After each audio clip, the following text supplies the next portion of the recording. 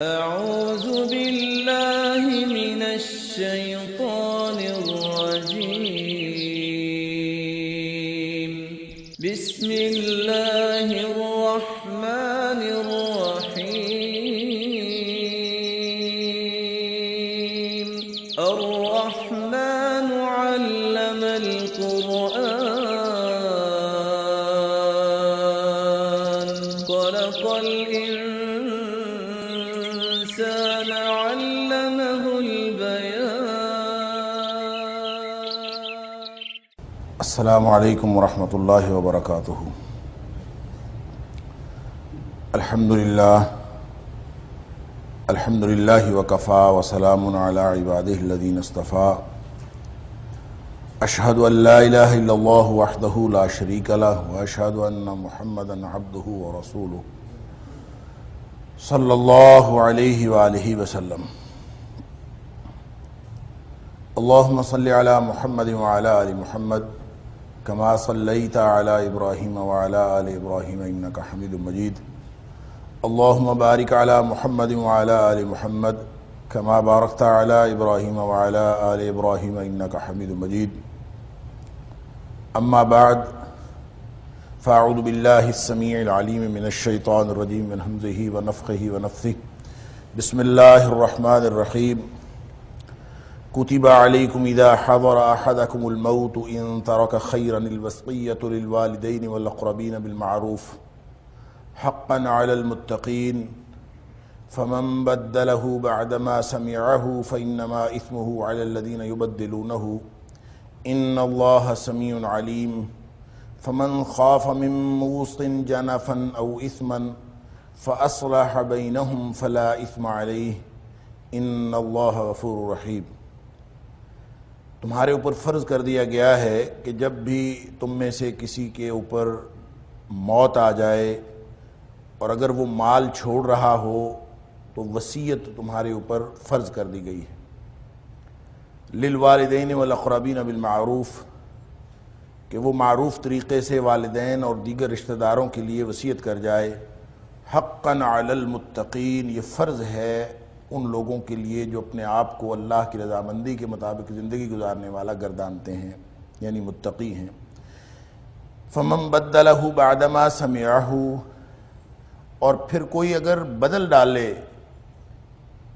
بعدما سمعہ اس وصیت کو سننے کے بعد فإنما إثمه على الذين يبدلونه پھر اس کا گناہ تو انہی پر ہے جو اس کو تبدیل کرتے ہیں.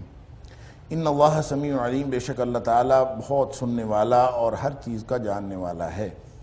فمن خاف من موص پھر اگر کسی کو خوف ہو اندیشہ ہو وصیت کرنے والے کی طرف سے جنفن کسی جانبداری کا او اثمن یا پھر کسی گناہ کا فاصلح بینہم پھر وہ اصلاح کروا دے ان کے درمیان فلا اثم علیہ تو اس پر کوئی گناہ نہیں ہے. ان اللہ غفور رحیم بے شک اللہ تعالیٰ بہت بخشنے والا اور رحم کرنے والا ہے اور ہمیشہ رحم کرنے والا. یہ 3 آیات وصیت کے حوالے سے ہیں اور گزشتہ درس میں اس کے حوالے سے کچھ بنیادی گفتگو ہو چکی اور میں صرف خلاصے کے طور پر آج اس کو دہرانا چاہتا ہوں کہ اللہ کریم نے یہ وصیت فرض کی تھی. کتب علیکم کتبہ یا کاتبہ کے ساتھ اگر لفظ اعلیٰ کا لگ جائے تو اس میں فرضیت کے معنی پیدا ہو جاتے ہیں. گویا یہ وصیت کرنا فرض تھا اور یہ ابتدائی اور عبوری نوعیت کے احکام تھے جس میں اللہ کریم نے وصیت کرنا فرض کر دیا گیا تھا اور خاص طور پر اس پہ والدین اور دیگر رشتہ داروں کی بات کی ہے کیونکہ جو اولاد تھی اور اولاد میں بھی جو بڑی اولاد جو تگڑے بیٹے ہوتے تھے بڑے بیٹے ہوتے تھے وہ تو خود بخود حصہ لے لیتے تھے کیونکہ وہاں پہ قانون مائٹ از رائٹ جس کی لاٹھی اس کی بھینس وہی قانون تھا. طاقت اس کے پاس ہوتی تھی لہذا وہ سب کچھ اپنے پاس رکھ لیتا تھا. یا پھر بالمعروف سے بعض مفسرین نے یہ بھی لکھا ہے کہ اس سے مراد یہ ہے کہ عرب کے کلچر میں اولاد کے لیے تو وراثت میں حصہ تھا. وہ وراثت اولاد کو تو ملتی تھی لیکن وہ والدین کو نہیں ملتی تھی اور دیگر رشتہ دار اس سے محروم رہتے تھے. لہذا ان رشتہ داروں کو یہاں پہ ان کے لیے وصیت کرنے کے لیے حکم دیا گیا ہے. یا پھر بعض نے یہ بھی لکھا ہے کہ چھوٹی اولاد کمزور اولاد محروم رہتی تھی اور والدین اور جو رشتہ دار تھے ان کے لیے عرب کی روایت کے اندر حصہ موجود تھا، ان کے عرف کے اندر موجود تھا، اگرچہ ظلم اور زیادتی کے اس نظام کے اندر ان کو محروم کیا جاتا تھا، تو اللہ تعالیٰ نے اسی کو جو وہاں پہ رائج تھا، بالمعروف کا مطلب ہے کہ عرف کے قانون کے تحت وہاں پہ رائج تھا۔ واللہ عالم، یہ ساری باتیں بیک وقت درست ہو سکتی ہیں، لیکن حقیقت بات یہ ہے کہ یہ وراثت کے احکام آنے سے پہلے کی بات ہے۔ جب سورہ نساء کے اندر وراثت کے احکام آ گئے، جو ہم بعد میں انشاءاللہ پڑھیں گے، تو وراثت کے تفصیلی احکام آ جانے کے بعد جب ہر ایک کا حصہ مقرر ہو گیا تو اب 3 اصول مقرر ہو گئے وصیت کے حوالے سے۔ میں نے پچھلے درس میں عرض کی تھی وہ حدیث کہ نبی کریم صلی اللہ علیہ وسلم نے فرمایا کہ ان اللہ تعالی قد اعطى كل ذا حق حقہ، اللہ تعالیٰ نے ہر صاحب حق کو اس کا حق دے دیا۔ اب فلا وصیۃ لوارث، اب جو وارث ہوگا اس کے لیے کوئی وصیت نہیں ہے۔ اب یہ اس کی ایک تو فرضیت ختم ہو گئی، آیات توریث یعنی جو وراثت کے آیات ہیں، اس کے بعد ایک تو وصیت کی فرضیت ختم ہو گئی، البتہ جواز باقی ہے، کوئی شخص اگر وصیت کرنا چاہے تو وہ کر سکتا ہے، فرضیت نہیں ہے، لیکن اگر وہ کرے گا وصیت تو وہ وصیت اس کی 3 شرائط ہیں جو ان آیات سے ظاہر ہوتی ہیں اور نبی کریم صلی اللہ علیہ وسلم کے فرامین سے ظاہر ہوتی ہیں۔ وہ ایک شرط تو یہ ہے کہ وصیت وارث کے حق میں نہیں ہو سکتی، جس کا حصہ شریعت نے مقرر کر دیا ہے اس کے حق میں وصیت نہیں ہو سکتی۔ کوئی شخص یہ نہیں کہہ سکتا کہ میں میرے جانے کے بعد فلاں کو اتنا حصہ مل جائے اور فلاں کو اتنا حصہ مل جائے، اپنی زندگی میں اگر وہ کسی کو دیتا ہے تو دے جائے، وراثت کے اندر جو حصے شریعت نے مقرر کیے ہیں انہی حصوں کے مطابق ملے گا، اس کے خلاف نہیں کر سکتا۔ البتہ جب اپنی زندگی میں وہ دے گا تو اس میں بھی اس کو یہ فرق رکھنا کہ عورت کے لیے یعنی بیٹی کے لیے ایک حصہ ہے اور بیٹے کے لیے 2 حصے ہیں، شریعت نے وراثت کا یہ اصول مقرر کیا ہے، لیکن اپنی زندگی میں اگر کوئی شخص گفٹ کرنا چاہتا ہے تو اس کے لیے یہ اصول نہیں ہے، اس کے لیے اس کو برابر کرنا پڑے گا ساری اولاد کے درمیان۔ اگر وہ سب کو گفٹ برابر دیتا ہے، حضرت نعمان رضی اللہ تعالیٰ عنہ کی روایت اس بارے میں بڑی معروف ہے کہ کسی شخص نے اپنے کسی ایک اولاد میں سے کسی ایک کو دینا چاہا تھا بیٹے کو، اور اس پر نبی کریم صلی اللہ علیہ وسلم کو گواہ بنانے کے لیے وہ آپ کے پاس آیا تو آپ نے فرمایا تھا کہ میں ظلم پر گواہ نہیں بنتا، اور آپ نے پوچھا کہ باقی لوگوں کو بھی دیا ہے، باقی اپنی اولاد کو بھی اتنا حصہ دیا ہے؟ تو اس نے کہا نہیں، باقی کو تو نہیں دیا۔ تو آپ نے فرمایا میں اس پر گواہ نہیں بنتا، یہ ظلم ہے۔ تو اس کا مطلب یہ ہوا کہ عدل کا تقاضا یہ ہے کہ جب آپ اپنی زندگی میں گفٹ کریں گے کسی بچے کو، ایک کو گفٹ کریں گے، وہ سارے بچوں کو برابر ہوگا، وہ چاہے بچے ہوں چاہے بچیاں ہوں۔ اس میں جو للذکر مثل حظ الانثیین والا اصول جو ہے کہ لڑکے کے لیے 2 لڑکیوں کے برابر حصہ ہوگا، ایسا یہ اصول زندگی میں دینے کے لیے نہیں ہے، یہ وراثت کا اصول البتہ شریعت نے مقرر کیا۔ اب ایک تو بات ہوگی کہ وصیت اگر اس نے کرنی ہے تو وہ وارث کے حق میں نہیں کر سکتا کہ اس کو اتنا دے دے، اس کا اتنا دے دے۔ دوسری بات اس میں یہ جو دوسری شرط ہے وہ یہ کہ 1/3 سے زیادہ نہیں کر سکتا۔ وہ جو حدیث میں نے آپ کے سامنے رکھی تھی سعد بن ابی وقاص رضی اللہ تعالیٰ عنہ والی، کہ ان کے پاس نبی کریم صلی اللہ علیہ وسلم تشریف لے گئے تھے جب آپ حالت بیماری میں تھے، تو انہوں نے پوچھا تھا کہ اللہ کے رسول صلی اللہ علیہ وسلم ایک ہی بیٹی ہے میری اور جائیداد میری خاصی ہے، تو میں کیا خیال ہے کہ وصیت نہ کر جاؤں اور پھر وصیت کتنی 2/3 میں کر جاؤں؟ نبی کریم صلی اللہ علیہ وسلم فرمایا نہیں۔ پھر انہوں نے کہا 1/2 میں کر جاؤں؟ فرمایا نہیں۔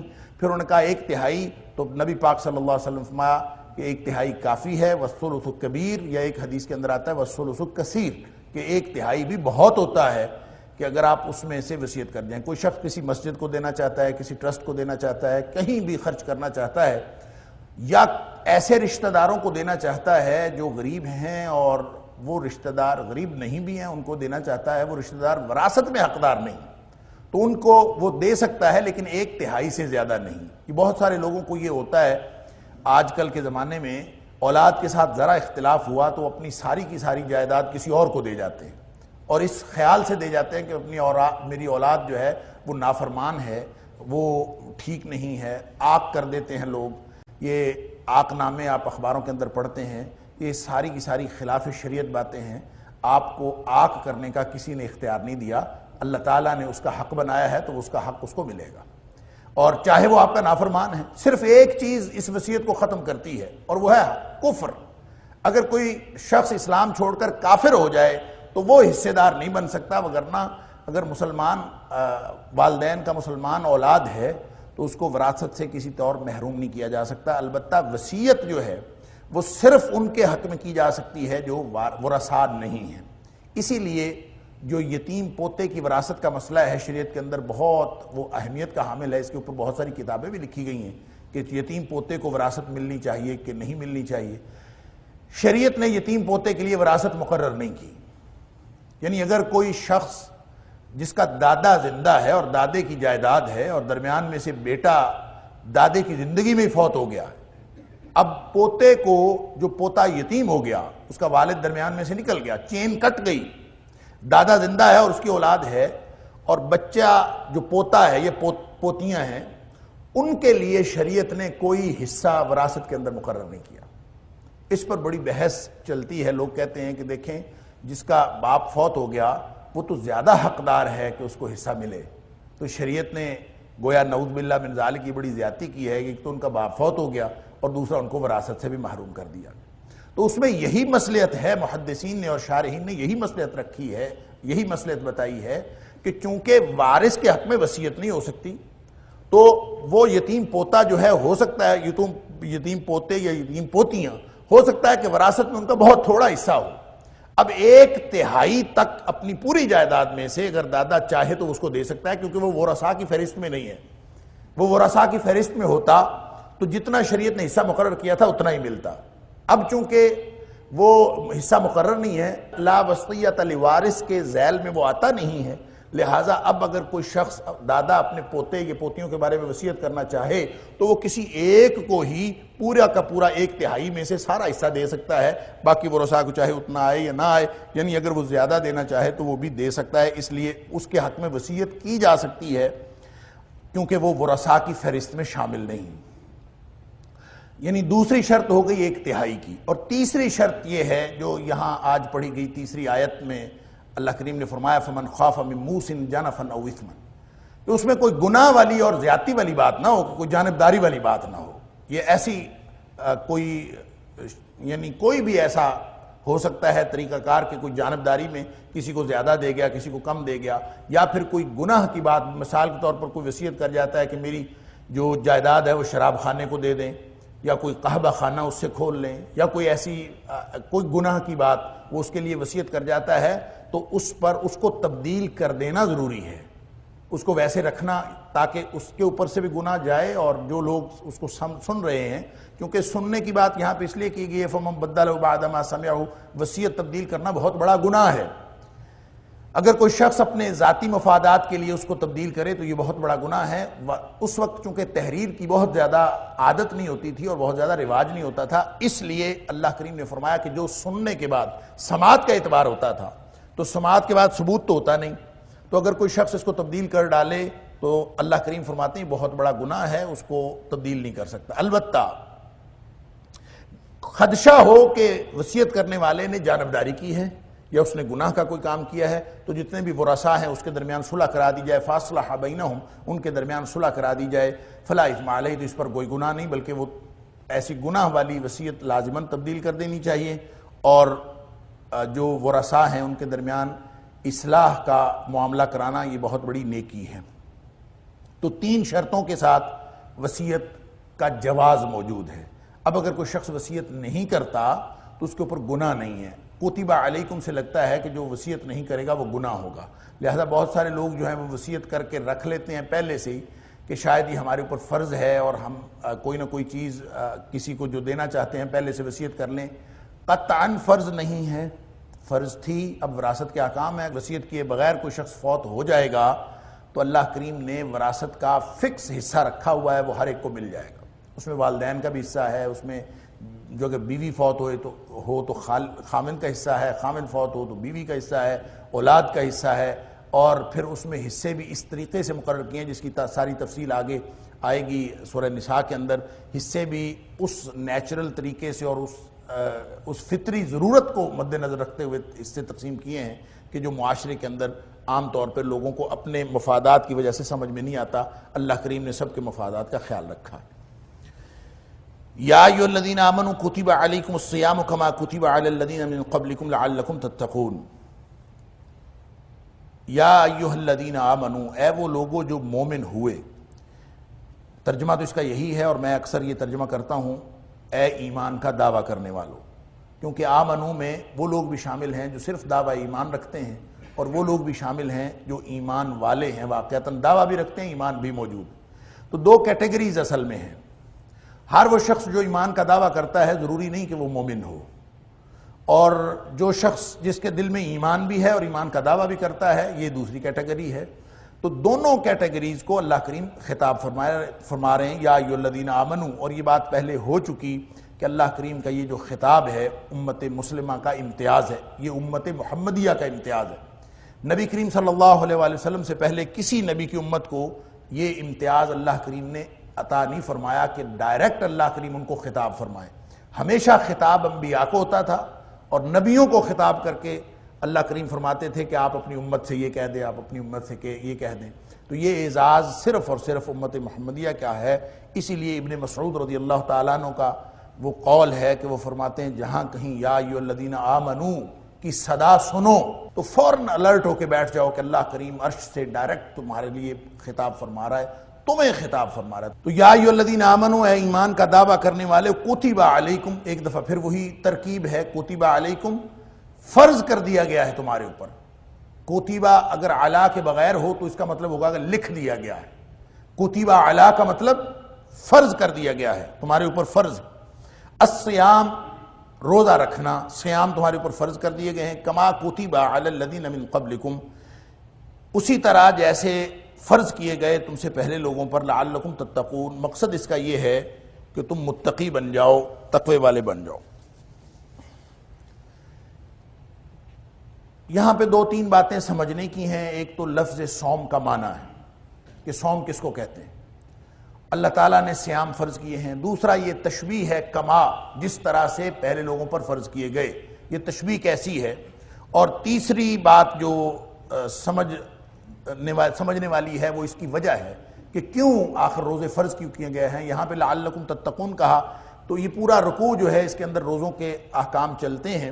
تو اگلی آیت میں اللہ کریم نے جہاں شہر رمضان الذی انزل فیہ القرآن فرمایا تو اس کے آخر پہ فرمایا کہ وَلِتُكَبِّرُوا اللَّهَ عَلَى مَا هَدَاكُمْ وَلَعَلَّكُمْ تَشْكُرُونَ، یعنی گویا مقاصد تین ہو گئے. یہاں پہ کہا لعلکم تتقون، وہاں پہ فرمایا کبریائی بیان کرو اللہ کی اور اللہ کا شکر ادا کرو.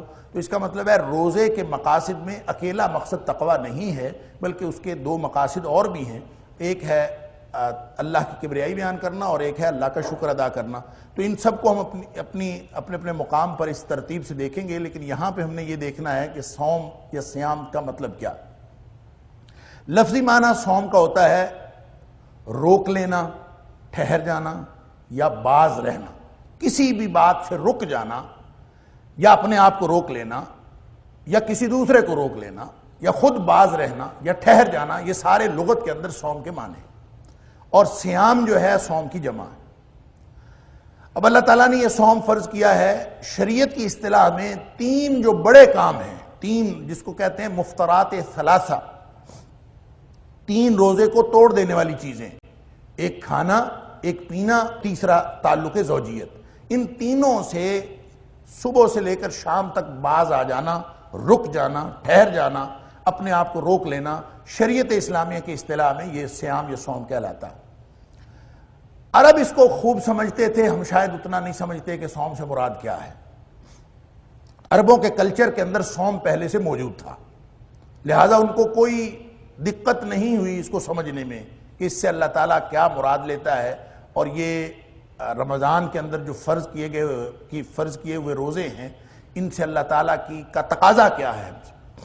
عرب کے کلچر میں یہ تھا، ایک تو وہ تاریخ ہے نا، کما کتب علی الذین من قبلکم، تم سے پہلے لوگوں پر بھی فرض کیے گئے تھے، اس کی طرف ہم بعد میں آتے ہیں.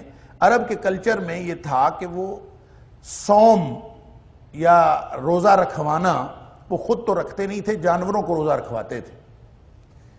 ایک ایسا نقاب یا توبڑا منہ پہ چڑھا دینا کسی جانور کے کہ تاکہ وہ کچھ کھا پی نہ سکے. آپ دیکھتے ہیں کہ یہ اب تو خیر رواج نہیں رہا.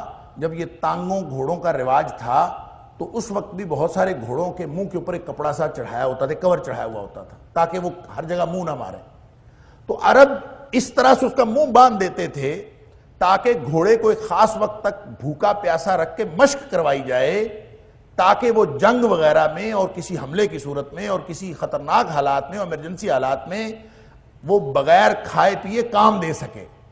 تو اس کو جفاکش بنانے کے لیے، گھوڑا ویسے ہی بڑا جفاکش جانور ہے، لیکن اس کو مزید جفاکش بنانے کے لیے اور بھوک پیاس برداشت کرتے ہوئے مالک کی فرما برداری کا عادی بنانے کے لیے جو ایک کام کیا جاتا تھا، اس کے منہ پہ کور چڑھا کے، اس کو عرب کے کلچر میں صوم کہا جاتا تھا۔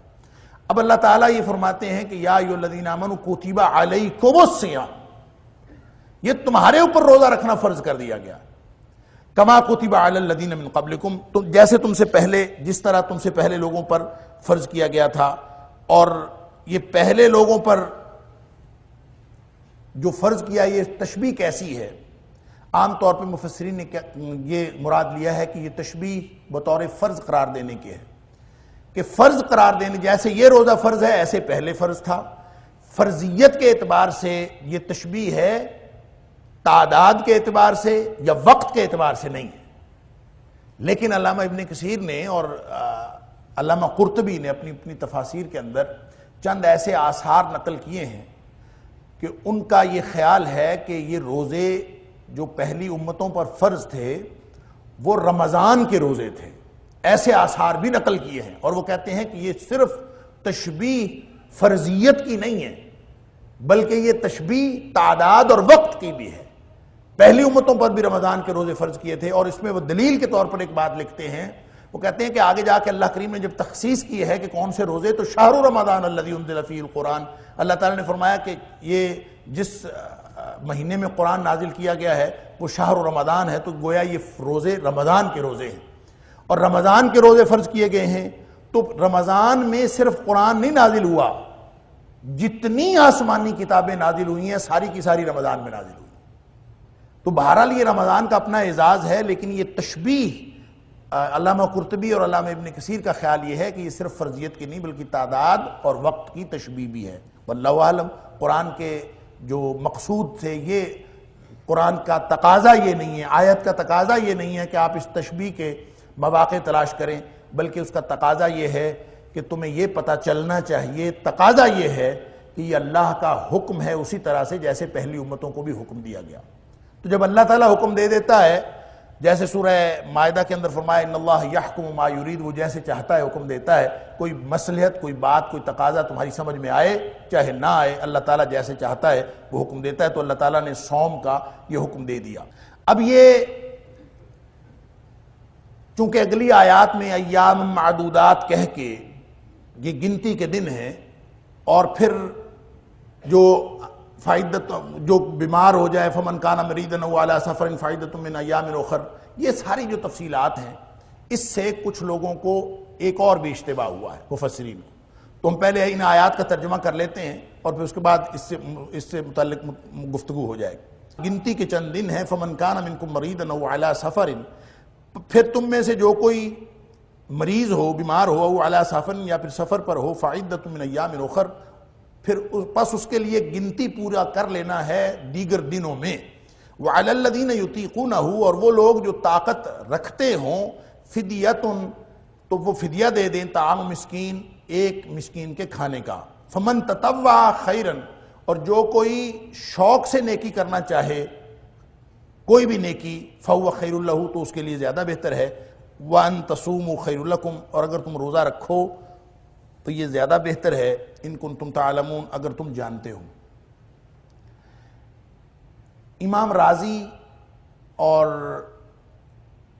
علامہ انور شاہ کشمیری بر صغیر کے اندر، اور دور جدید میں ڈاکٹر اسرار احمد رحمۃ اللہ علیہ، ان لوگوں نے یہاں پہ ایک، اور اس کے علاوہ اور بھی کچھ ایک دو مفسرین ہیں جنہوں نے یہاں پہ ایک اشکال کا اظہار کیا ہے کہ یہ جو دو آیات ہیں یہ رمضان کے روزوں کے بارے میں نہیں ہیں، بلکہ یہ رمضان سے پہلے جو روزے فرض کیے گئے تھے وہ 3 دن کے روزے ایام 20 کے روزے تھے، اور ایک عاشورے کا روزہ تھا، جو بعض روایات کے اندر آتا ہے۔ عائشہ صدیقہ رضی اللہ تعالیٰ عنہ فرماتی ہیں کہ ہم جب مدینہ آئے تھے تو ہم عاشورے کا روزہ رکھتے تھے، یا ہم جب آئے تھے تو ایام بیز کے روزے رکھتے تھے، تو ایام بیز کے روزے تھے، بعض روایات میں آیا عاشورے کے روزے تھے۔ ایسی روایات بھی ہیں کہ جب ہم مدینہ آئے تھے تو ابتداً ہم ایام بیز کے روزے رکھتے تھے۔ یہود جو تھے مدینہ کے، یہ عاشورے کا روزہ رکھتے تھے 10ویں تاریخ کا، لہٰذا نبی کریم صلی اللہ علیہ وسلم نے فرمایا کہ ہم موسیٰ علیہ السلام سے زیادہ قریب ہیں ان کی نسبت، تو آپ لوگ بھی روزہ رکھا کریں۔ تو مسلمانوں نے بھی عاشورے کا روزہ رکھنا شروع کر دیا۔ یہاں سے ان مفسرین نے جن کا میں نے ذکر کیا، ان کا خیال یہ ہے کہ ان 2 آیات کے اندر جو ذکر ہے وہ رمضان کے روزوں کا نہیں ہے، بلکہ یہ ان روزوں کا ہے۔ اسی لیے یہ جو یہاں پہ اشکال پیدا ہوتا ہے کہ جو طاقت رکھتے ہوں وہ بھی فدیہ دے سکتے ہیں، وَعَلَى الَّذِينَ يُطِيقُونَهُ، جو طاقت رکھتے ہیں وہ بھی فدیہ دے سکتے ہیں، اور وہ چاہے روزہ رکھیں چاہے نہ رکھیں فدیہ دے دیں۔ اگر روزہ رکھ لے تو زیادہ بہتر ہے، لیکن اگر وہ رکھ دیں۔ لیکن ابن عباس رضی اللہ تعالیٰ عنہ اور دیگر مفسرین، جس میں علماء میں سب سے بڑا نام امام بخاری رحمہ اللہ کا ہے، کہ انہوں نے اس سے یہ مراد لی ہے کہ یطیقون جو ہے اس کا یہ معنی ہے ہی نہیں کہ آپ یہ رکھیں کہ طاقت رکھتے ہوں اس سے مراد ہو، بلکہ وہ کہتے ہیں اس کا معنی ہے اے یتجشمونہ، کہ ان کے اوپر روزہ رکھنا بہت مشقت والا عمل ہو، ان کے اوپر گراں گزرے، تو گراں گزرتا ہو اس تو ان کو یہ اختیار ہے کہ فدیۃ طعام مسکین، کہ وہ ایک مسکین کے فدیہ کا، یعنی ایک مسکین کا کھانے کا فدیہ دے دیں۔ باقی ہر شخص کو یہ اختیار نہیں دیا گیا۔ اب جن مفسرین کا خیال یہ کہ یہ رمضان کے روزے نہیں تھے، ان کا خیال یہ ہے کہ یہاں پہ یہ اختیار تھا، فرضیت تو تھی لیکن تخییر کے ساتھ تھی، اختیار کے ساتھ تھی کہ جو روزہ رکھنا چاہے روزہ رکھ لے، اور جو فدیہ دینا چاہے وہ فدیہ دے دے، لیکن اگر کوئی روزہ رکھے گا تو وہ زیادہ بہتر ہے۔ اب بالکل ان کا موقف تو اس بارے میں کلیئر ہے کہ یہ ان روزوں سے مراد رمضان کے روزے ہے ہی نہیں۔ لیکن اگر ہم اس کو دیگر مفسرین کے اعتبار سے، اور جیسے میں نے عرض کیا جمہور مفسرین اور حضرت ابن عباس رضی اللہ تعالیٰ کا اور حضرت امام بخاری رحمہ اللہ اور دیگر جتنے بھی مفسرین ہیں، ان کی رائے یہ نہیں ہے کہ یہ رمضان کے روزے نہیں ہیں۔ سب کی رائے، سب متفق ہیں کہ اس سے مراد رمضان کے روزے ہی ہیں، کیونکہ فرضیت رمضان کے روزوں کی ہے، اور ایام بیز کے روزے یا عاشورے کا روزہ اگر تھا تو وہ نبی کریم صلی اللہ علیہ وسلم نے حکم دیا تھا، وہ ابتدائی حکم تھا اور وہ اب بھی قائم ہے، اور وہ نفلی روزوں کے اعتبار سے ہے، وہ فرضیت کے اعتبار سے نہیں ہے۔ فرض اگر ہوئے ہیں تو صرف رمضان کے روزے ہوئے۔ اگر ایسا ہے تو پھر سوال یہ پیدا ہوتا ہے کہ پھر یہ طاقت رکھنے کے باوجود یہ اختیار کیا ملا؟ تو اس کو اگر ہم لغت کے مدد سے بھی سمجھنے کی کوشش کرتے ہیں تو بات سمجھ میں آ جاتی ہے۔ جو ابن عباس کا قول ہے اور امام بخاری رحمہ اللہ کا قول ہے وہ زیادہ درست معلوم ہوتا ہے۔ میری رائے بھی اسی طرف ہے کہ جب ہم لغت میں دیکھتے ہیں تو اطاق الشیء، یا کسی بھی چیز کی طاقت جب ہم کہتے ہیں نا، یہ طوق سے ہے۔ طاقت جو ہے یطیقونہ، طاقہ یطیقو، یہ اس کا بنیادی طور پر مادہ جو ہے وہ طا، واو اور قاف ہے۔ آپ کسی بھی ڈکشنری کے اندر دیکھیں، یہ آپ کو طا، یا اور قاف میں نہیں ملے گا، آپ کو ملے گا طا، واو اور قاف میں۔ اور طوق کیا ہوتا ہے؟ ہم سب سمجھتے ہیں طوق کیا ہوتا ہے۔ طوق تو وہ ہوتا ہے جو کسی کے گلے کے اندر ہم ڈال دیں، گلے کے اندر حلقہ جو ڈالا جاتا ہے تو آدمی اس کو بار محسوس کرتا ہے، اپنے اوپر پابندی محسوس کرتا ہے۔ تو طاقت کو تو ہم قوت کہتے ہیں، طوق کا مطلب کسی کی قوت کو سلب کر لینا ہے۔ تو حقیقت میں مادہ اس کا طوق والا ہے، اور اس سے لفظ طاقہ یتی کو اس طرح استعمال ہونا شروع ہوا، ایسی قوت اس سے مراد ہے جس میں انسان کی مشقت لگے، انسان مشقت کر کے کوئی کام کرنے پر تیار ہو جائے، یا کسی کام کو کرنے کے قابل ہو جائے یا مکمل کرنے کے قابل ہو جائے، جس میں اس کی بھرپور مشقت لگے، تو اس کو کہتے ہیں کہ وہ اس کے اندر طاقت ہے۔ ایسی قوت کو طاقت کہتے ہیں۔ گویا جس کو کرنے سے اس کو محسوس ہو کہ اس کے گلے میں طوق پڑ گیا، یعنی طالب علمانہ انداز میں آپ یوں بھی سمجھ سکتے ہیں کہ ایسی قوت جس کو صرف کرنے سے آدمی کے اوپر اتنا گراں گزرے کہ جیسے اس کے گلے میں طوق پڑ گیا۔ یہ ہے اصل میں اس کا معنی۔ تو پھر جو ابن عباس رضی اللہ تعالیٰ عنہ معنی کرتے ہیں اے یتجشمونہ، یہ بالکل اس کے قریب معنی ہے۔ ایسے لوگ جو روزہ رکھتے ہوئے جن کو اتنی دقت ہو اتنی ان کے لیے روزہ مصیبت ہو بیماری کی وجہ سے یا بڑھاپے کی وجہ سے، یا ایسی عورتیں جو بچوں کو دودھ پلاتی ہیں، روایات کے اندر آتا ہے جس شخص کے اوپر اتنا گراں گزرے، باوجود اس کے طاقت تو ہے اس کے پاس لیکن وہ مشقت سے رکھ سکتے ہوں، تو ان کے لیے اللہ تعالیٰ نے اختیار دیا تھا۔ یہ پہلے اختیار دیا تھا، بعد میں ختم ہو گیا، منسوخ ہو گیا اگلی آیت سے، یا پھر یہ اختیار اب تک قائم ہے۔ اگر ہم اس کا معنی یہ لے لیں گے کہ ایسے ضعیف العمر مرد و خواتین جو روزہ نہیں رکھ سکتے، جن کے اوپر بہت بڑا بوجھ بنتا ہے روزہ رکھنا، یا پھر جو مسافر اور مریض کی اللہ کریم نے ویسے ہی دی ہوئی ہے اجازت یہاں بھی اور دوسری آیت میں بھی، تو مسافر اور مریض کے علاوہ ایسے لوگ جو بوڑھے ضعیف ہیں اور جو روزہ رکھنا جن کے اوپر ایک مشقت کا باعث بنتا ہے، ان کو اجازت تھی پہلے بھی اور اب بھی اجازت ہے، اس وقت بھی فرضیت کے بعد بھی۔ شہر رمضان الذی انزل فیہ القرآن اور فمن شاہد منکم الشہر فلیصمہ، یہ حکم آ جانے کے باوجود بھی اگر کوئی شخص روزے رکھنا اس کے لیے مشقت کا عمل ہے اور وہ نہیں رکھ سکتا تو شریعت نے اس کو اجازت دی ہے۔ یہ پہلے بھی اجازت تھی اور اب بھی اجازت ہے، لہٰذا اس آیت کو منسوخ تسلیم کرنے کی کوئی وجہ نہیں۔ لیکن اگر دوسرا معنی بھی آپ لے لیں تو اس کو منسوخ سمجھ لیں، اور جن مفسرین کا میں نے ذکر کیا اور جس میں ڈاکٹر اسرار رحمۃ اللہ علیہ بھی شامل ہیں، انہوں نے اس سے یہ مراد لینے کی کوشش کی ہے کہ اس سے مراد ایام 20 کے روزے تھے۔ تو پہلی بات ہے کسی روایت میں ہمیں یہ نہیں ملتا کہ ایام 20 کے روزے کبھی فرض رہے ہیں مسلمانوں کے اوپر، فرضیت ہوئی ہے تو صرف ان روزوں کی ہوئی۔ البتہ یہ کہا جا سکتا ہے کہ یہ یطیقونہ کا معنی اگر طاقت لیا جائے کہ طاقت رکھنے کے باوجود تخییر تھی، اختیار تھا، تو پھر آپ یہ کہیں گے کہ ابتداً اختیار دیا گیا تھا کہ جو طاقت رکھنے کے باوجود روزہ نہ رکھنا چاہیں تو وہ نہ رکھیں، وہ فدیہ دے دیں، اور اگر روزہ رکھ لیں گے تو یہ بہتر ہے۔ بعد میں یہ حکم منسوخ ہو گیا، اب قطعی حکم آ گیا، وہ کیا ہے؟ فمن شاہد منکم الشہر فلیصمہ، جو کوئی بھی تم میں سے اس مہینے کو پائے گا اس کو لازماً روزے رکھنے پڑیں گے۔ اب یہ اس کے پاس اختیار ختم ہو گیا۔ اگر یہ اختیار طاقت یطیق کا معنی طاقت رکھنے کے باوجود، یعنی جو عام مفہوم لیا جاتا ہے، اگر یہ بھی اس سے مراد ہو تو کوئی حرج نہیں۔ علامہ ابن جریر طبری نے اپنی تفسیر کے اندر اس کی بڑی تفصیلی بحث کی ہے، اور انہوں نے بھی یہی نتیجہ نکالا ہے کہ اگر ہم اس سے یہ تسلیم کریں کہ اس سے مراد وہ روزے تھے، کوئی اور روزے تھے، اور ایام معدودات کے بارے میں بھی کہا جاتا ہے، یہ بھی ایک دلیل کے طور پر استعمال کیا جاتا ہے کہ معدودات جو ہے یہ جمع قلہ ہے، اس کو کہا جاتا ہے یہ قلت کی جمع ہے، اور قلت کے جو یعنی عدد ہے، قلت کا عدد وہ 3 سے لے کر 9 تک ہوتا ہے۔ معدودات اگر یہ 3 سے 9 تک ہوں تو پھر اس کا مطلب یہ ایام 20 کے روزے ہیں۔ 30 روزے جو رمضان کے ہیں ان کو ایام معدودات نہیں کہا جا سکتا۔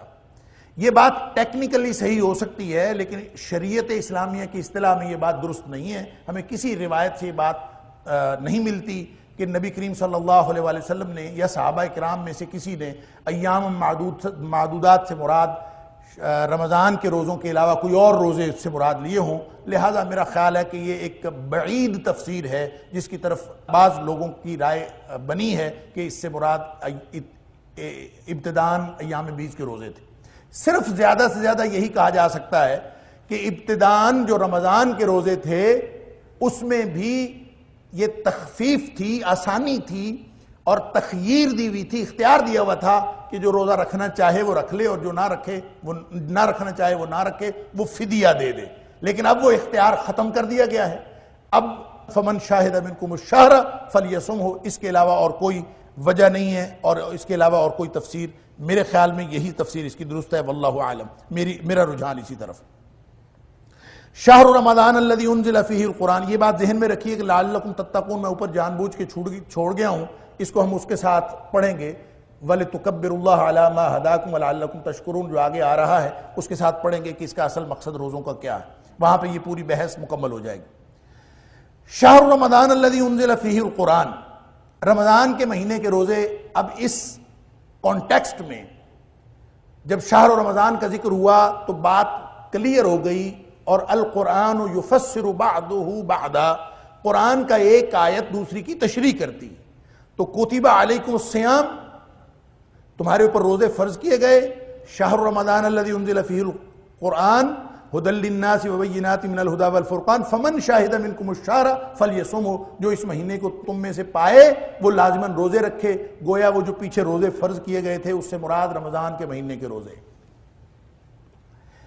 لیکن رمضان کے مہینے کے روزے کیوں رکھنے ہیں؟ رمضان کی فضیلت کیوں ہے؟ دیکھیں سارے دن اللہ کے ہیں، اور یہ بات ذہن میں رہنی چاہیے کہ کوئی بھی دن اپنی نوعیت کے اعتبار سے مبارک یا منحوس نہیں ہوتا۔ ہر دن مبارک ہو سکتا ہے، ہر دن منحوس ہو سکتا ہے، اس کا تعلق اس شخص کے اپنے عمل کے ساتھ۔ کسی نے جو بھی معاملہ کیا ہے اس معاملے کے وجہ سے اس کا دن منحوس ہو سکتا ہے۔ ہم نے کچھ دنوں کو مبارک کہا ہوا ہے، کچھ دنوں کو ہم منحوس کہتے ہیں، کوئی دن منحوس نہیں۔ البتہ مبارک ہو سکتا ہے کہ اللہ نے اس کے لیے کوئی خاص فضیلت رکھ دی ہو، اور اس فضیلت کی کوئی نہ کوئی وجہ اللہ کریم بیان کر دیتے ہیں، نبی کریم صلی اللہ علیہ وسلم بیان کر دیتے ہیں۔ اور اسی طرح کوئی دن کسی کے لیے منحوس ہو سکتا ہے، اس کی بھی کوئی نہ کوئی وجہ ہونی چاہیے۔ مثلا قرآن پاک میں آتا ہے کہ وہ جن دنوں کے اندر عذاب آیا تھا قوم عاد کے اوپر، وہ ایام النحسات، فی ایام النحسات قرآن کے اندر آتا ہے، وہ منحوس دن تھے، یعنی منحوس دنوں میں عذاب آیا۔ تو وہ کتنے دن عذاب آیا تھا؟ بہت سارے لوگوں نے اس میں یہ لکھا ہے کہ وہ بدھ کے دن عذاب ان کے اوپر آیا تھا، تو بدھ کو بہت سارے لوگ، یا بعض نے لکھا ہے منگل کے دن آیا تھا، منگل منحوس ہے، بدھ منحوس ہے، فلاں دن منحوس ہے۔ یہ ساری باتیں اس لیے غلط ہیں کہ سورۃ الحاقہ کے اندر اللہ تعالیٰ نے فرمایا کہ ان کے اوپر جو عاد کے اوپر عذاب آیا ہے وہ 7 راتیں اور 8 دن رہا ہے۔ اب 7 راتیں اور 8 دن اگر رہا ہے تو اس کا مطلب یہ ہوا کہ سارے دن تو اس میں آ گئے، اور جو ایام النحسات ہیں اس میں سارے اس میں جمعہ بھی آ گیا، اس میں جمعرات بھی آ گئی، اس میں سوموار بھی آ گئی، جس کو ہمارے لیے مبارک کہا گیا ہے۔ جمعہ کے بارے میں نبی کریم صلی اللہ علیہ وسلم نے فرمایا جمعہ تمہارے لیے یوم عید ہے، تو یہ مبارک دن ہے۔ جمعرات بھی مبارک دن ہے، سوموار بھی مبارک دن ہے۔ نبی کریم صلی اللہ علیہ وسلم اس کے بارے میں بہت ساری روایات ہیں، تو اس کا مطلب یہ ہے کہ ہر دن کسی کے لیے مبارک اور کسی دوسرے کے لیے منحوس ہو سکتا ہے۔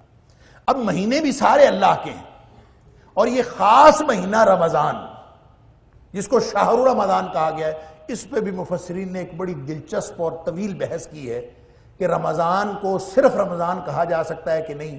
شہر رمضان اللہ نے فرمایا یہ رمضان کا مہینہ ہے، اور اس پر مفسرین نے لکھا ہے کہ رمضان اللہ کا نام ہے، اللہ کے ناموں میں سے ایک نام ہے رمضان۔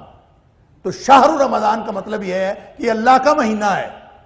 تو جب ہم کہیں کہ صرف رمضان ہے تو بہت سے مفسرین اس طرف گئے ہیں کہ صرف رمضان کہنا کہ میں نے رمضان کے روزے رکھے یہ ٹھیک نہیں ہے، یہ کہنا چاہیے میں رمضان کے مہینے کے روزے رکھے، شہر رمضان کہنا چاہیے۔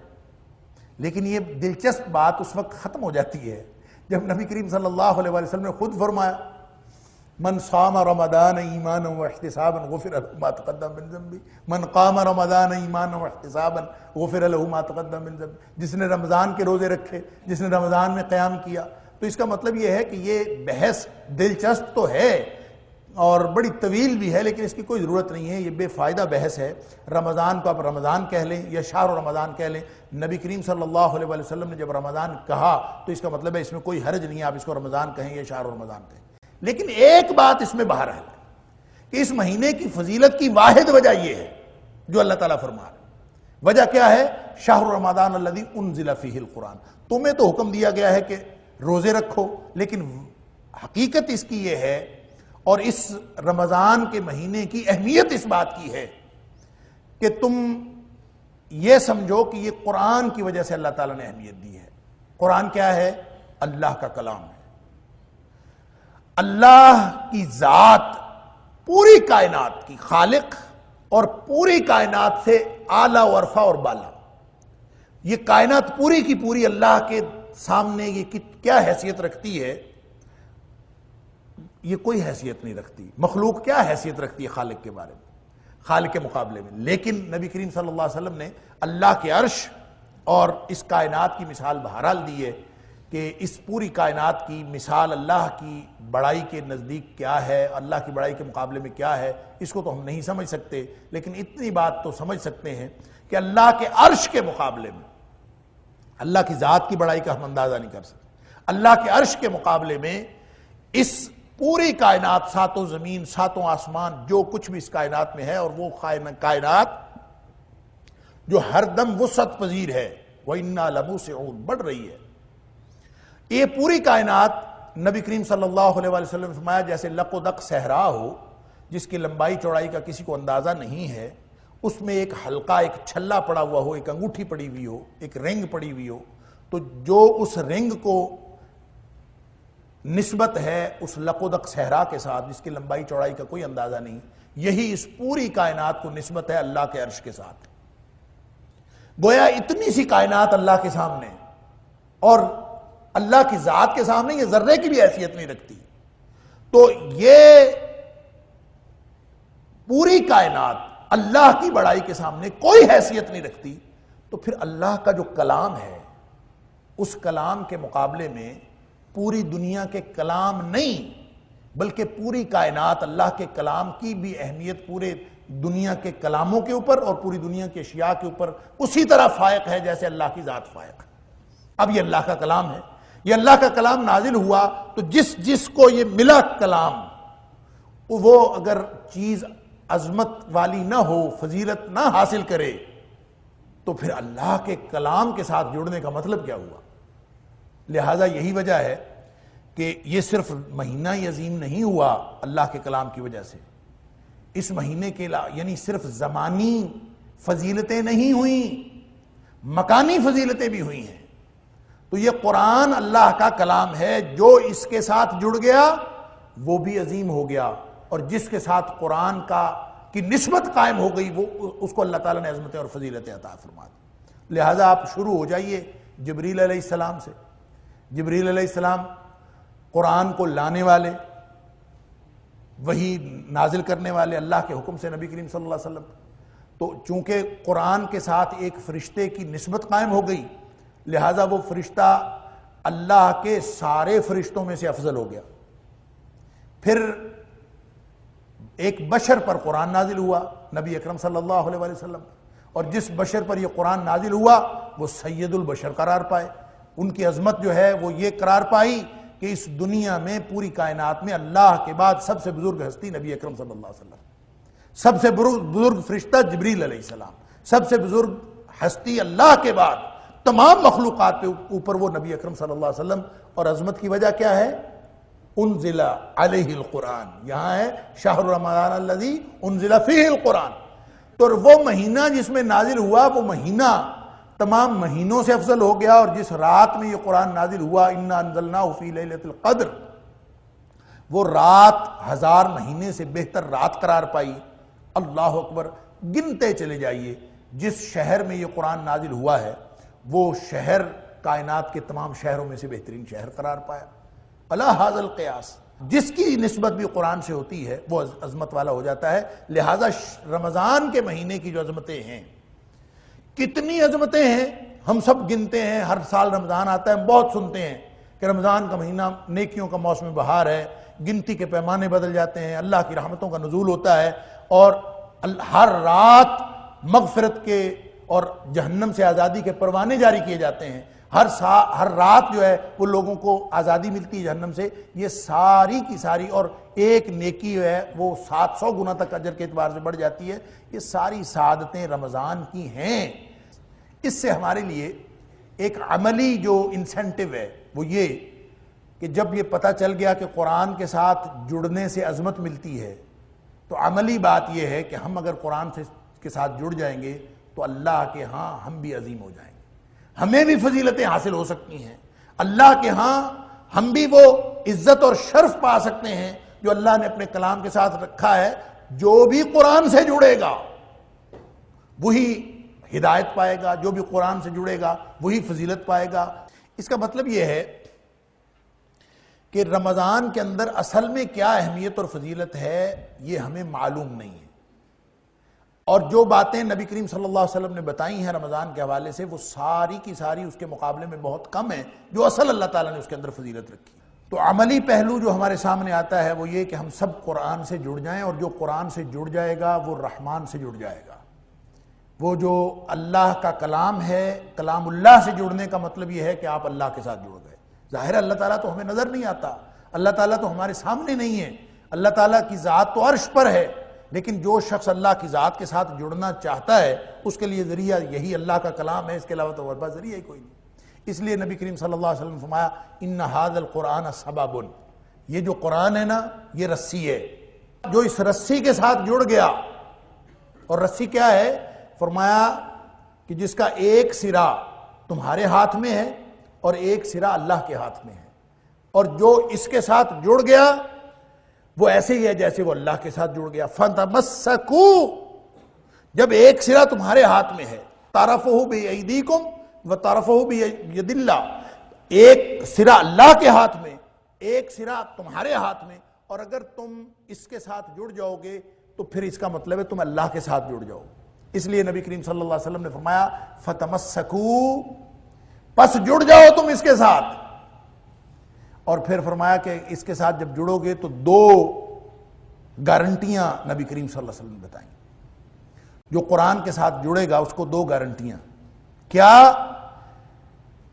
کہ وَلَن تَضِلُّوا وَلَن تَهْلِكُوا بَعْدَهُ أَبَدًا، جب آپ قرآن کے ساتھ جڑ جاؤ گے تو ایک تو کبھی بھی گمراہ نہیں ہوگے اور دوسرا کبھی بھی تباہ نہیں ہوگے۔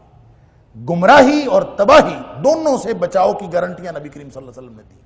لہٰذا یہ فضیلتیں قرآن کی ہیں۔ رمضان کے اندر بھی جتنی فضیلتیں ہیں وہ قرآن کی وجہ سے، گویا رمضان وہ مہینہ ہے جس میں قرآن نازل ہوا۔ اب کچھ لوگوں کا خیال یہ ہے کہ سورہ دخان کی آیت نمبر 3 کے اندر جو اللہ تعالیٰ نے فرمایا کہ اِنَّا أَنزَلْنَاهُ فِي لَيْلَةٍ مُبَارَكَةٍ، کہ ہم نے لیلہ مبارکہ میں نازل کیا، اور بہت سارے لوگ کہتے ہیں کہ اس لیلہ مبارکہ سے مراد نصف شعبان کی رات ہے۔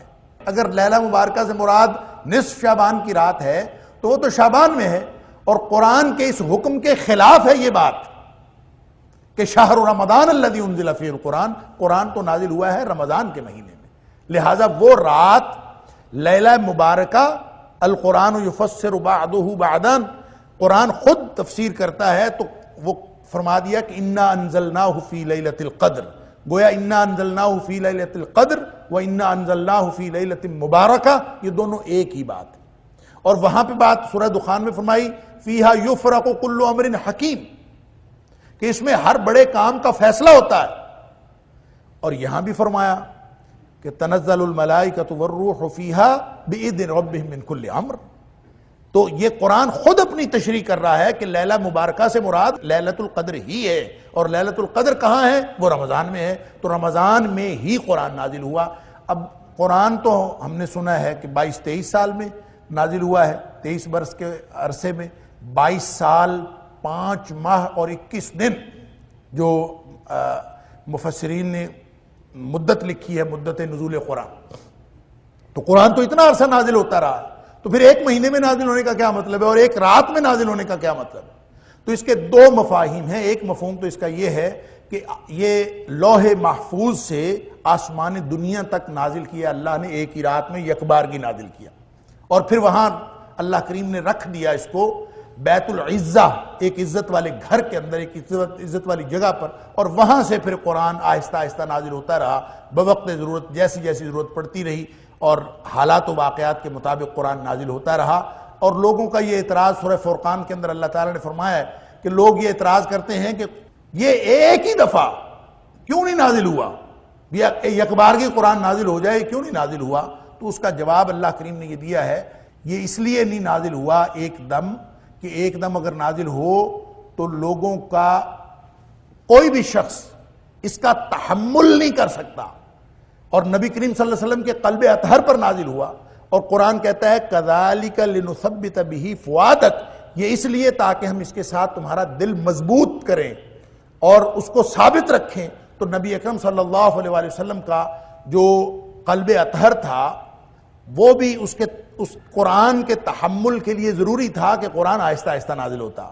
ایک پہلی وحی جب نازل ہوئی تھی تو نبی اکرم صلی اللہ علیہ وآلہ وسلم کے حالت پتہ ہے نا جو بخاری شریف کے اندر ہے کہ نبی کریم صلی اللہ علیہ وسلم پر کپ کپی تاری تھی، آپ کو بخار ہو گیا تھا، اور یہ جو بخار ہم یہ غلط فہمی میں مبتلا ہو جاتے ہیں کہ نبی اکرم صلی اللہ علیہ وآلہ وسلم کو بخار ہوا، آپ پر کپ کپی تاری ہوئی قرآن نازل ہونے سے، گویا کہ یہ نبی کریم صلی اللہ علیہ وسلم کی شان کے خلاف ہے، نعوذ باللہ من ذالک۔ ایسا نہیں، بلکہ حقیقت بات یہ ہے کہ اللہ تعالیٰ فرماتے ہیں لو انزلنا هذا القرآن على جبل لرأيته خاشعا متصدعا من خشیۃ اللہ، اگر یہ پہاڑ پر بھی نازل ہوتا تو پہاڑ ریزہ ریزہ ہو جاتا، پہاڑ بھی قرآن کا تحمل نہ کر سکتا۔ یہ تو نبی اکرم صلی اللہ علیہ وآلہ وسلم کا قلب اطہر ہے جس نے اس کا تحمل کر لیا، اس کے علاوہ کوئی چیز نہیں۔ سورہ احزاب کے اندر اللہ تعالیٰ نے فرمایا کہ ہم نے امانت سپرد کی پہاڑوں کے اوپر اور انہوں نے زمین کے اوپر، اور سب نے انکار کر دیا کہ ہم تو نہیں اس کو کر سکتے، ہم اس کا تحمل کرنے کے قابل نہیں ہیں۔ تو نبی اکرم صلی اللہ علیہ وآلہ وسلم کا قلب اطہر ہی تھا جس نے اس کو برداشت کیا۔ تو آہستہ آہستہ اتارنے کے جو مقاصد ہیں اس میں ایک مقصد یہ تھا کہ آپ کا دل مضبوط ہو جائے، اور دوسرا اس کا مقصد یہ تھا کہ جیسے جیسے وحی کی ضرورت پڑی یہ نازل ہوتا رہا۔ یہ 22.5 سال، یہ 23 سال کا اس کا عرصہ لگا، لوح محفوظ سے بیت العزہ تک یہ ایک رات میں نازل ہوا۔ ایک تو اس کا مطلب یہ ہے۔ دوسرا اس کا مفہوم یہ ہے کہ نبی اکرم صلی اللہ علیہ وآلہ وسلم پر جب پہلی وحی نازل ہوئی تھی نا 5 آیتیں، تو وہ بھی رمضان میں ہی نازل ہوئی تھی، وہ بھی رمضان ہی تھا۔ تو اس کا مطلب یہ ہوا کہ شہر رمضان الذی انزل فیہ القرآن کا یہ دوسرا مفہوم یہ ہے کہ اس کا نزول کا آغاز رمضان میں ہوا ہے اور پہلی وحی آئی ہے، اور پھر یہ نازل ہوتا رہا ہے، لیکن اس کا آغاز رمضان میں ہوا۔ اس لیے قرآن کو رمضان کے ساتھ یا رمضان کو قرآن کے ساتھ خصوصی نسبت ہے۔ نبی کریم صلی اللہ علیہ وآلہ وسلم ہر سال دور کیا کرتے تھے قرآن کا جبریل کے ساتھ۔ دور کرنے کا مطلب یہ ہوتا ہے، قراء کی اصطلاح ہے کہ ایک شخص سنائے دوسرے کو اور دوسرا سنائے پہلے کو، ایک دوسرے کو سنانا۔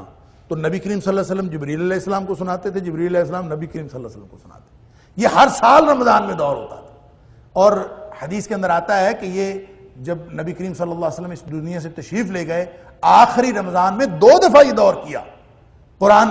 نبی پاک صلی اللہ علیہ وسلم نے جبریل علیہ السلام کو سنایا، جبریل علیہ السلام نے نبی پاک صلی اللہ علیہ وسلم۔ اس لیے قرآن کی جو رمضان کے ساتھ خصوصی نسبت ہے، اسی وجہ سے ہم جو قیام اللیل کے اندر قرآن مکمل کرنے کی کوشش کرتے ہیں تو گویا نبی کریم صلی اللہ علیہ وآلہ وسلم کی سنت پر عمل کرنے کی کوشش کرتے ہیں۔ اور جو اکثر لوگ یہ کہتے ہیں قرآن مکمل کرنا ضروری تو نہیں، واقعتاً ضروری نہیں ہے، قرآن مکمل کرنا ضروری نہیں ہے۔ وہ کہتے ہیں ایسے رواج پڑ گیا ہے کہ لوگ کہتے ہیں قرآن مکمل کرنا ہے، اور یہ تراویح پڑھنا یہ رواج پڑ گیا۔ بالکل، اور خاص طور پہ جماعت کے ساتھ تراویح کرانا اور نماز یہ قرآن مکمل کرنا، اس پر تو خیر جیسے جیسے وقت گزر رہا ہے ہر سال اعتراضات بڑھتے چلے جاتے ہیں۔ حالانکہ جب نبی کریم صلی اللہ علیہ وآلہ وسلم ہر سال دور کرتے تھے تو اس کا مطلب ہے قرآن کم از کم ایک دفعہ مکمل کرنا کسی بھی صورت میں آپ کر لیں، آپ خود اکیلے انفرادی طور پر نوافل کے اندر پورا کر لیں، آپ اکیلے پڑھ کے مکمل کر لیں، تو ایک دفعہ مکمل کرنا یہ نبی کریم صلی اللہ علیہ وسلم کی سنت ہے۔ رہی یہ جماعت، تو نبی پاک صلی اللہ علیہ وسلم نے خود باجماعت نماز پڑھائی ہے۔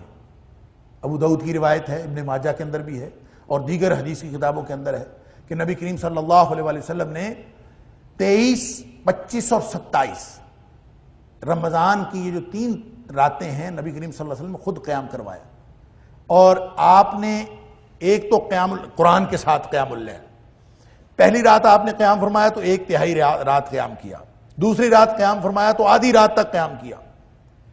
جب آدھی رات تک قیام کیا تو ایک صحابی کہتا ہے، اب ظاہر ہے کہ نبی کریم صلی اللہ علیہ وآلہ وسلم قرآن پڑھ رہے ہوں، آپ کی صحبت، آپ کی شخصیت صاحب قرآن، نبی پاک صلی اللہ علیہ وسلم کے پیچھے صحابہ کرام اور مسجد نبوی، اور ان کو کتنا مزہ آیا ہوگا، کتنا لطف آیا ہوگا۔ تو جب وہ نبی کریم صلی اللہ علیہ وآلہ وسلم نے قیام مکمل فرما لیا، آدھی رات ہو گئی، تو ایک صحابی کہتا ہے، اللہ کے رسول صلی اللہ علیہ وآلہ وسلم میرا دل یہ کرتا ہے کہ آپ پوری رات ہی قیام کروائیں۔ تو نبی کریم صلی اللہ علیہ وآلہ وسلم نے ایک بات ارشاد فرمائی اس موقع پر، آپ نے فرمایا کہ من قام مع الامام، جو شخص امام کے ساتھ قیام کرتا ہے، حتی انصرف الامام، اس وقت تک امام کے ساتھ قیام کرتا ہے جب تک امام اپنے مصلی سے ہٹ نہیں جاتا، یعنی اس وقت تک اس کے ساتھ رہتا ہے پیچھے، تو فرمایا کتب لہ قیام لیلۃ، اس کے لیے پوری رات کا قیام کا ثواب لکھ دیا جاتا۔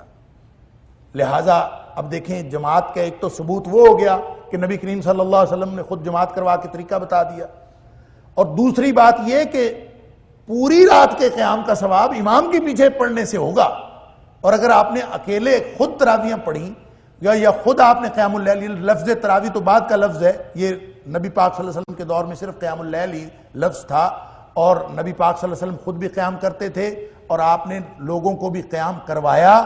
تیسری رات جب آئی نا 27ویں، تو نبی کریم صلی اللہ علیہ وسلم نے پوری رات قیام کروایا۔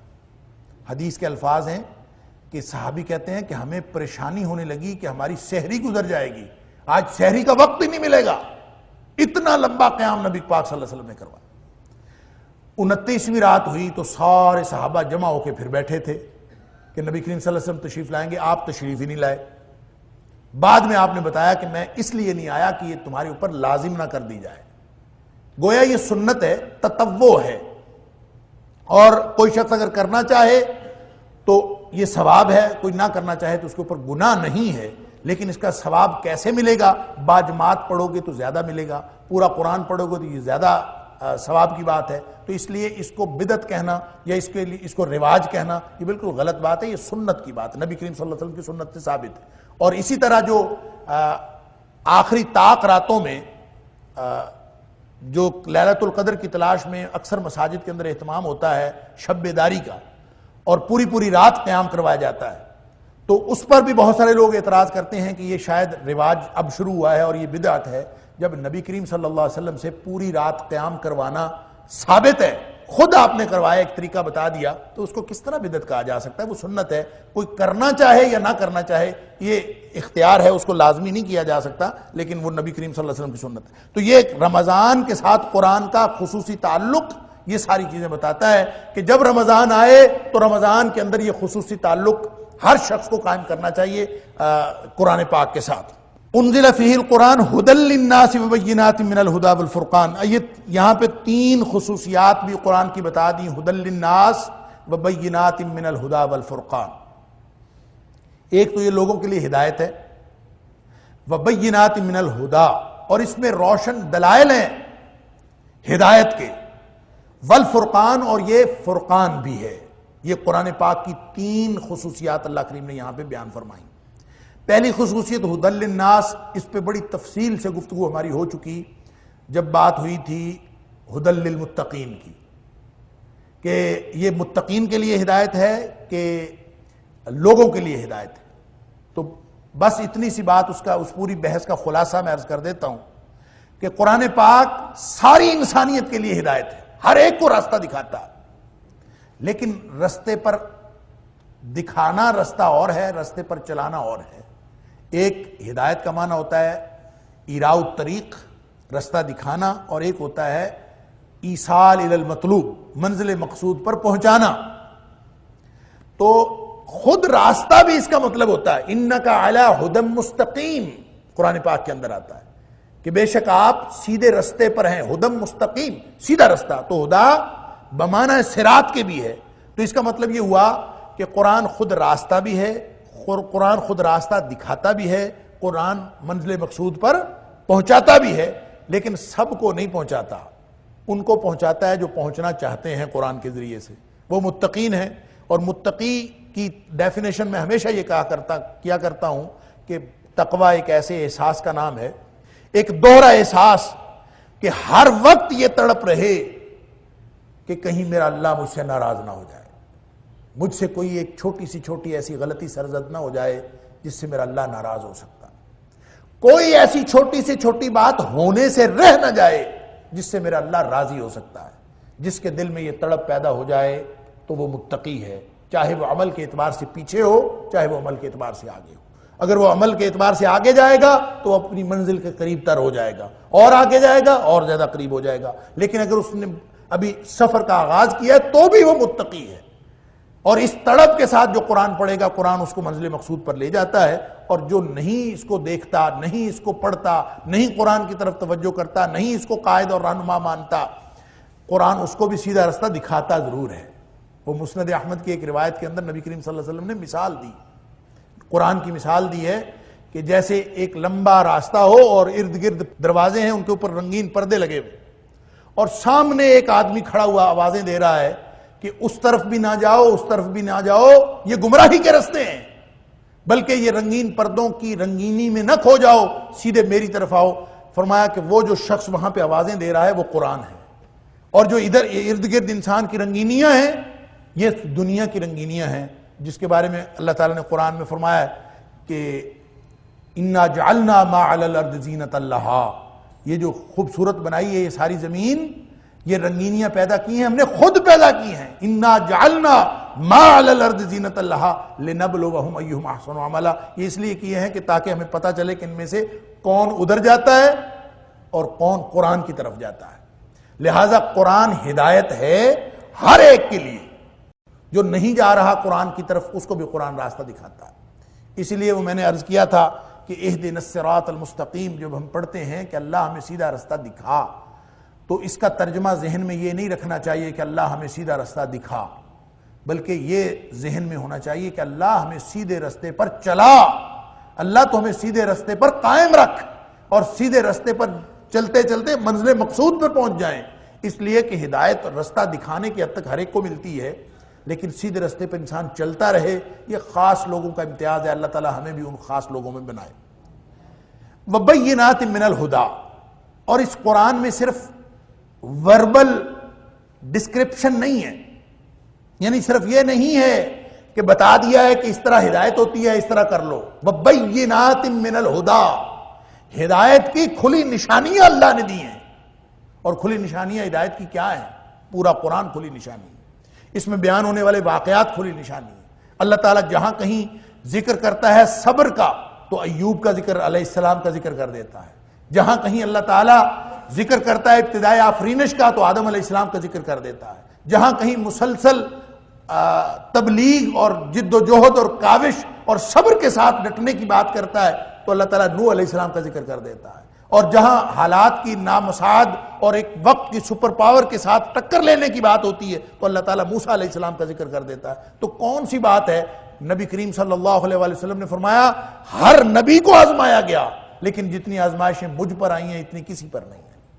تو گویا اگر ایک صبر کا پہاڑ اور استقامت کا پیکر کسی نے دیکھنا ہو تو نبی کریم صلی اللہ علیہ وسلم کی ذات اقدس کو دیکھ۔ یہی آپ نے فرمایا تھا کہ لقد لبثت فیکم عمرا، میں نے ایک عمر گزاری ہے تمہارے اندر، میرا کردار تمہارے سامنے ہے۔ تو بینات من الہدیٰ والفرقان کیا ہے؟ یہ انبیاء کی ہستیاں ہیں جو بینات من الہدیٰ ہیں، جو نشانیاں ہیں، جو لوگوں کے سامنے یعنی کردار اللہ کریم رکھتا ہے کہ اگر یہ کرو گے، یہ کردار اپناؤ گے تو اللہ تعالیٰ تمہیں کامیابی دے گا۔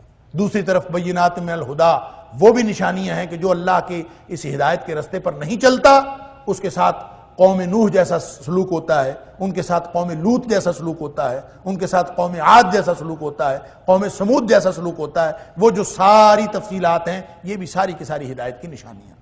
تو بینات من الہدیٰ سے مراد وہ ساری نشانیاں ہیں جو کردار کے طور پر، عمل کے طور پر اور عملی نمونے کے طور پر اللہ کریم نے ہر جگہ پیش کی۔ ابراہیم علیہ السلام کا دیکھ لیں، قد کانت لکم اسوۃ حسنۃ فی ابراہیم والذین آمنوا معہ، کہ جو ان کے ساتھ مومن تھے بندے حضرت ابراہیم علیہ السلام کے ساتھ، اور ابراہیم علیہ السلام کا اپنا اسوہ، اس میں تمہارے لیے نمونہ ہے، اپنے کردار میں نمونہ ہے۔ ابراہیم علیہ السلام نے کیا کیا؟ انتظار کیا تھا کہ حالات اچھے ہو جائے پھر میں کام کروں گا؟ نہیں، جیسے مرضی حالات ہوں، حالات جتنے مرضی خراب ہوں، نامساعد ہوں، اللہ کے دین کے لیے کھڑا ہو جانا ہے۔ یہ اسوہ ہے ابراہیم علیہ السلام۔ یہ ہیں بینات من الہدیٰ، اور اس طرح کی جتنی نشانیاں قرآن پاک کے اندر بیان ہوئی ہیں ان سب کو آپ بینات من الہدیٰ میں شامل کر سکتے ہیں۔ والفرقان، فرقان کہتے ہیں حق اور باطل میں فرق کر دینے والا، یہ قرآن فرقان ہے۔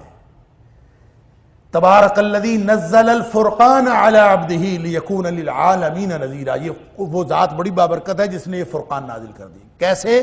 یہ فرقان کیسے ہے؟ اس کا بھی تعلق ڈائریکٹ ہدایت کے ساتھ، کہ ہدایت آدمی کو کب ملتی ہے؟ اسی وقت ملتی ہے جب آدمی کو پتہ چلے حق کیا ہے اور باطل کیا ہے، پھر آدمی حق کے راستے پر چل سکتا ہے۔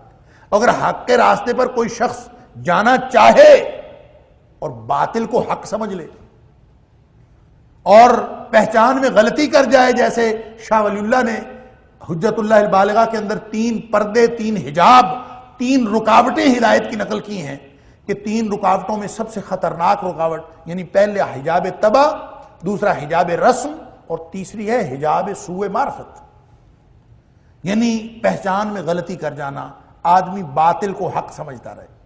میں اس کی مثال دیا کرتا ہوں کہ آپ نے جانا ہو کراچی اور ریلوے اسٹیشن لاہور پہ چلے جائیں اور ٹکٹ بھی خرید لیں کراچی کا، اور جس ٹرین پہ بیٹھیں وہ پشاور والی ٹرین ہو، اور پہچان میں غلطی کر جائیں کہ یہ ٹرین کون سی ہے، تو پشاور والی ٹرین میں جب بیٹھیں گے تو سفر تو چل رہا ہوگا، گاڑی تو چل پڑے گی، دیگر مسافر بھی آپ کے ساتھ ہوں گے، آپ کے پاس ہزار دلیلیں ہوں گی یہ بتانے کے لیے کہ میرا سفر ٹھیک سمت میں جاری ہے، لیکن آپ منزل سے قریب نہیں ہو رہے، آپ اپنی منزل سے دور ہو رہے۔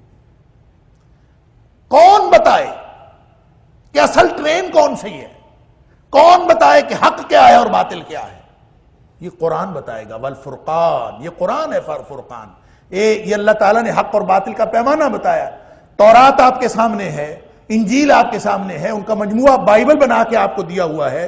اس بائبل میں کیا حق ہے، کیا سچ ہے، کیا غلط ہے، کیا صحیح ہے، کیا باطل ہے، اور کیا جھوٹ ہے، کیا کتنا کچھ اس کے اندر ہے، یہ کون بتائے گا؟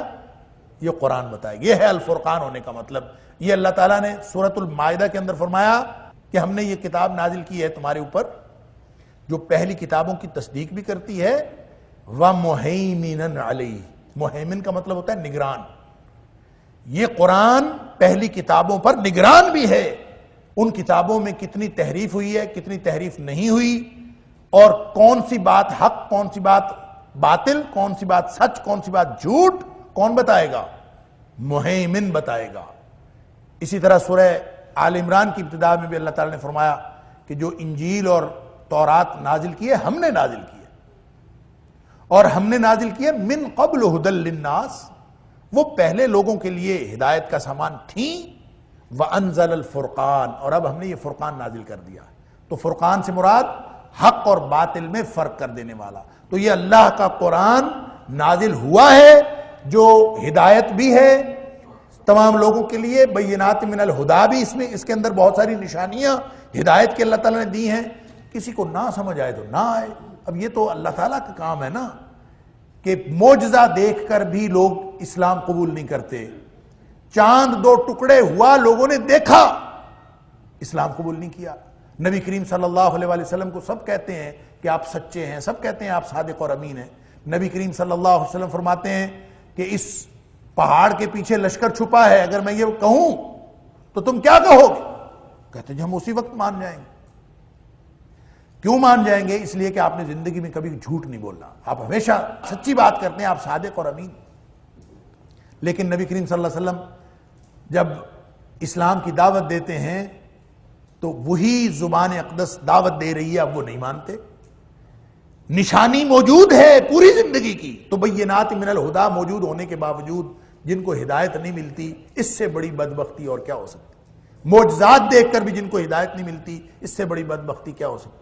سب سے بڑا ذریعہ ہدایت اگر کوئی ہو سکتا ہے تو نبی اکرم صلی اللہ علیہ وآلہ وسلم کی سیرت اس قرآن کے مطابق ہے۔ آپ صلی اللہ علیہ وآلہ وسلم کا بھی صداقت کی دلیل یہ قرآن ہے، کان خلقہ القرآن۔ اس لیے کوئی شخص اگر اس قرآن سے جڑے گا تو پھر وہ عظمتیں اور فضیلتیں حاصل کر سکتا ہے، اس کے علاوہ اس کے پاس کوئی اور دوسرا راستہ نہیں۔ فمن شاہد منکم الشہر فلیصمہ، پس تم میں سے جو کوئی بھی اس مہینے کو پائے، یہ اس مہینے کا پروٹوکول ہے کہ جو کوئی بھی اس مہینے کو پائے گا، یہ چونکہ اتنی عظمتوں والا مہینہ ہے کہ اس میں اللہ کا کلام نازل ہوا ہے، تو ہر ایک صاحب فضیلت کا کوئی نہ کوئی پروٹوکول ہوتا ہے۔ تو اس مہینے کا پروٹوکول یہ ہے کہ اس میں تمہیں روزے رکھنے پڑیں گے، اپنے آپ کو روکنا پڑے گا۔ یہ روکنا ہے کیوں؟ وہ میں نے عرض کیا کہ پیچھے ایک وجہ بتائی ہے لعلکم تتقون، آگے دو وجوہات ہیں، وَلِتُكَبِّرُوا اللَّهَ عَلَى مَا هَدَاكُمْ وَلَعَلَّكُمْ تشکرون۔ ان تینوں کو ہم اکٹھا دیکھیں گے کہ اس میں کیا اللہ تعالیٰ کیا ہم سے مطالبہ کیا کرتا ہے، تقاضا کیا کرتا ہے۔ روزے رکھوا کے اللہ نے ہم سے کیا کرنا ہے؟ راشن بندی کرنی؟ نہیں، کوئی راشن بندی نہیں ہے۔ اللہ کے ہاں کسی چیز کی کمی نہیں ہے۔ اللہ تعالیٰ کو وہ حدیث قدسی آپ نے سنی ہوئی ہے نا کہ تمام لوگ، نبی کریم صلی اللہ علیہ وسلم نے فرمایا، اللہ فرماتا ہے، حدیث قدسی ہے کہ اگر تمہارے لو اولکم و آخرکم و جنکم و انسکم، تمہارے اول انسان سے لے کر آخر انسان تک، اول جن سے لے کر آخر جن تک، ساری مخلوقات ایک ہی دفعہ قاموا فی صعید واحد، ایک ہی میدان میں کھڑے ہو جائیں، فسالونی، اور اکٹھے میرے سے مانگے، اور جو دل کرتا ہے مانگے، زبان ہی کھولنی ہے نا، اللہ سے مانگے۔ فرمایا اور فَأَعْطَيْتُ كُلَّ وَاحِدٍ مَسَأَلَتَهُ، اور میں دے بھی دوں، جو کوئی کسی نے مانگا میں اس کو عطا کر دوں۔ ہر چیز اللہ نے دے دی، جس میں جو مانگا، سارے انسان یک بارگی، اول انسان سے لے کر آخر تک سارے، اول جن سے لے کر سارے جن آخر تک سب بیٹھ کھڑے ہیں، سب بھی اللہ سے مانگ لیں تو اللہ تعالیٰ فرماتا ہے میں دے بھی دوں نا تو تمہارا کیا خیال ہے کہ میرے خزانوں میں کمی ہو جائے گی؟ ما نقص ذالک مما عندی، میرے پاس جو کچھ ہے میرے خزانوں میں سے کوئی کمی نہیں ہوگی، الا کما ينقص المخیط اذا ادخل البحر، جیسے سوئی اگر آپ ڈال دیں سمندر کے اندر اور پھر اس کو باہر نکال لیں تو سوئی اپنے اندر اپنے ساتھ جتنا پانی سمندر میں سے لے کے آتی ہے نا، اپنی نوک کے ساتھ کتنا پانی آئے گا، تو فرمایا سمندر میں سوئی ڈال کے باہر نکالیں تو جتنا پانی میں سے وہ سمندر کے پانی میں سے سوئی کمی کرتی ہے اتنی سی میرے خزانوں میں کمی ہو جائے گی۔ اور یہ بھی ہمیں بتانے کے لیے ہے اللہ کے خزانوں میں اتنی بھی کمی نہیں ہوتی، گویا کچھ بھی کمی نہیں ہوتی۔ تو پھر اللہ نے یہ راشن بندی کیوں کی ہے؟ اب وہ مفہوم ذہن میں رکھیے الصوم کا، کہ جانور کو کا منہ بند کر دینا تاکہ وہ سخت حالات کے لیے تیار ہو جائے۔ اور امام راغب اصفہانی مفردات کے اندر لکھتے ہیں کہ ہر مرغوب چیز جو نفس کو مرغوب ہے اس سے اپنے آپ کو روک لینا صوم ہے۔ ہر مرغوب چیز، یعنی صرف مفترات ثلاثہ نہیں ہے، کھانا پینا اور تعلق زوجیت ہی نہیں، بلکہ ہر مرغوب چیز سے اپنے آپ کو روک لینا صوم ہے۔ تو اللہ تعالیٰ ہر مرغوب چیز سے روک دینا، حلال چیزیں بھی روک دینے سے تقاضا کیا کرتا ہے؟ جیسے گھوڑے کو آپ اس کے منہ پہ کور چڑھا کے تیار کرتے ہیں جنگوں کے لیے اور خاص حالات کے لیے، اس کے بعد بھی اس رکوع کے بعد بھی آیات آ رہی ہیں آگے جہاد کی، وَقَاتِلُوا فِي سَبِيلِ اللَّهِ الَّذِينَ يُقَاتِلُونَكُمْ۔ تو اللہ تعالیٰ تمہیں بھی تیار کرنا چاہتا ہے کہ تم اللہ کے دین کے لیے ٹکراؤ کے لیے اور تصادم کے لیے تیار ہو جاؤ۔ یہ اس تیاری کے لیے اللہ تعالیٰ نے، اور اس تیاری کے اندر تینوں باتیں شامل ہیں، لعلکم تتقون وَلِتُكَبِّرُوا اللَّهَ عَلَى مَا هَدَاكُمْ وَلَعَلَّكُمْ تَشْكُرُونَ، اس کی بات بعد میں کریں گے۔ تو اللہ تعالیٰ نے یہ پروٹوکول رکھا ہے کہ مہینہ تو فضیلتوں والا ہے لیکن تم اپنا منہ بند رکھو۔ دیکھو اس کو شہر الصبر بھی کہا گیا، نبی پاک صلی اللہ علیہ وسلم وَهُوَ شَهْرُ الصَّبْرِ، یہ صبر کا مہینہ ہے۔ اور صبر کا مطلب کیا ہوتا ہے؟ صبر کا مطلب یہ اپنے آپ کو روک لینا ہے اور ڈٹ جانا ہے۔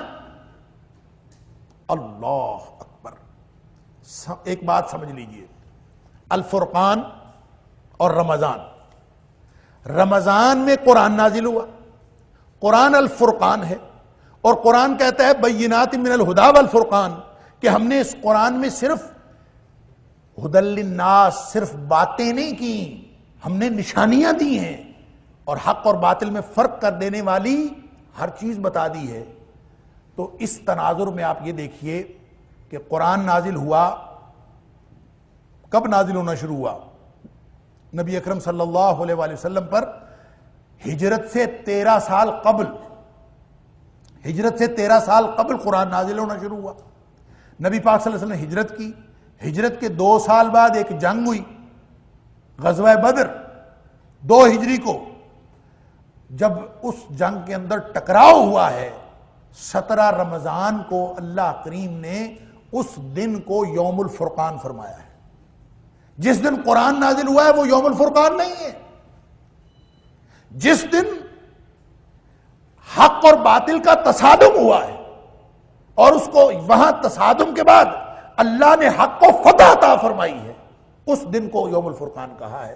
گویا جو بینات من الہدا والفرقان ہے اس کا تعلق صرف باتوں سے نہیں ہے، اس کا تعلق صرف لفظوں کی ہدایت سے نہیں ہے، اس کا تعلق میدان عمل کے ساتھ ہے۔ اور اس ٹکراؤ کے ساتھ ہے، اور اللہ تعالیٰ روزے رکھوا کے تمہیں اسی کے لیے تیار کرنا چاہتا ہے۔ لہٰذا قرآن اگر نازل ہوا ہے، تمہیں قرآن جیسی نعمت ملی ہے، تو اس مہینے کا پروٹوکول یہ ہے کہ فمن شاہد منکم الشہر فلیصمہ، وہ روزے رکھے تاکہ وہ اللہ کے دین کے لیے اس قرآن کو لے کر پوری دنیا پر نافذ کرنے کے لیے ڈٹ جائے، اور اس کے اندر یہ صلاحیت پیدا ہو جائے کہ وہ ہر طرح کے سخت حالات کا مقابلہ کر سکے۔ ومن کان مریضا، ہاں اگر کوئی مریض ہو، او علی سفر، یا پھر سفر پر ہو، فعدۃ من ایام اخر، یہ رعایت باقی ہے، پھر وہ گنتی پوری کر لے کسی اور دنوں۔ یہ پہلے بھی تھی جب اختیار تھا کہ طاقت رکھنے والے اگر روزہ رکھ سکتے ہیں تو رکھ لیں، نہیں رکھ سکتے تو نہ رکھیں، فدیہ دے دیں۔ وہاں بھی یہ تھا کہ مریض اور مسافر کو اجازت تھی، مریض اور مسافر کو اب بھی اجازت ہے۔ یہاں پہ ایک بات سمجھ لیجئے، سفر کس کو کہتے ہیں؟ سفر، اس کی نبی کریم صلی اللہ علیہ وسلم نے کوئی مسافت مقرر نہیں کی۔ احناف کا خیال یہ ہے کہ 3 منزلیں، اور 3 منزلیں ان کا خیال ہے 48 میل بنتے ہیں، تو وہ 48 میل کی مسافت کو مسافت قرار دیتے ہیں۔ بخاری شریف میں ہی امام بخاری نے باب باندھتے ہوئے جہاں پہ بات کی ہے صلاۃ السفر کی یا صلاۃ المسافر کی، وہاں پہ یوم و لیلہ کا ذکر کیا ہے کہ ایک رات اور ایک دن کا جو سفر ہوگا، تو یہ مدت زمانی لمٹ مقرر کی ہے، مدت مقرر ہوئی ہے، لیکن یہ فاصلہ کتنا ہوگا یہ اس کے اندر ذکر نہیں۔ تو ایک حدیث ہے جس میں نبی کریم صلی اللہ علیہ وآلہ وسلم نے 3 فرسخ ثلاثۃ و فراسخ کی بات کی ہے کہ 3 فرسخ کی جو مسافت ہے وہ سفر ہوتا۔ تو 3 فرسخ سے مراد 1 فرسخ 3 میل کا ہوتا۔ اب 3 میل 1 فرسخ اور 3 فرسخ 9 میل، یہ جو میل ہیں اگر ہم پاکستانی حساب سے یا اس وقت جو دنیا میں رائج میل اور کلومیٹر کا حساب ہے، اس کا اگر ہم اس کو میلوں کو کلومیٹر میں تبدیل کریں تو 9 کلومیٹر تقریباً 14.5 کلومیٹر بنتا ہے۔ 1.6 کلومیٹر کا ایک میل ہوتا اب کے حساب سے۔ لیکن محدثین نے یہ لکھا ہے کہ یہ میل جو ہے، شارحین یہ لکھتے ہیں یہ میل جو تھا یہ بڑا تھا اس میل سے، جو جس کو ہم گنتے ہیں اس میل سے وہ میل بڑا تھا، لہٰذا اس میل کی اگر کیلکولیشن کریں تو یہ 3 فرسخ جو ہیں جو 9 میل، یہ تقریباً 21-22 کلومیٹر بنتے ہیں، یہ 14.5 کلومیٹر نہیں بنتے۔ لہٰذا کم از کم مسافت جو حدیث کے اندر آئی ہے وہ یہی 21-22 کلومیٹر یعنی ثلاثۃ فرسخ یہ ہوگی، 3 فرسخ ہوگی، وہ آپ 21-22 کلومیٹر بنتا ہے یا 20 کلومیٹر بنتا ہے، یہ جتنا بھی بنتا ہے تقریباً۔ تو اتنی مسافت پہ اگر کوئی شخص سفر کر رہا ہو تو اس کو مسافر کے حکم میں گنا جا سکتا ہے، اور اس کے لیے شریعت نے اجازت دی ہے کہ وہ روزہ نہ رکھنا چاہے تو بے شک نہ رکھے۔ لیکن اس میں بھی پھر بڑی دلچسپ بحث ہے مفسرین کی کہ کوئی مسافر جو ہے وہ سفر میں روزہ رکھ لے تو زیادہ بہتر ہے یا سفر میں روزہ نہ رکھے تو زیادہ بہتر، یہ رخصت ہے یا فضیلت ہے؟ اور اس پر پھر بہت ساری احادیث بھی نقل کی گئی ہیں، ہر ایک نے اپنے اپنے دلائل میں۔ کچھ لوگوں کا خیال یہ ہے کہ سفر میں روزہ رکھنا افضل ہے، کچھ کا خیال یہ ہے کہ روزہ نہ رکھنا افضل ہے۔ نبی کریم صلی اللہ علیہ وسلم نے ایک شخص کو دیکھا، بخاری شریف کی حدیث ہے کہ ایک شخص کو نبی کریم صلی اللہ علیہ وسلم دیکھا، ایک ازدحام تھا، لوگ کھڑے ہوئے تھے اکٹھے ہوئے، ایک بھیڑ تھی، رش تھا۔ آپ نے پوچھا کیا مسئلہ ہے؟ وہاں پہ ایک آدمی پڑا ہوا تھا، اس کو وہ بے ہوش تھا، اس کے اوپر لوگوں نے سایہ کیا ہوا۔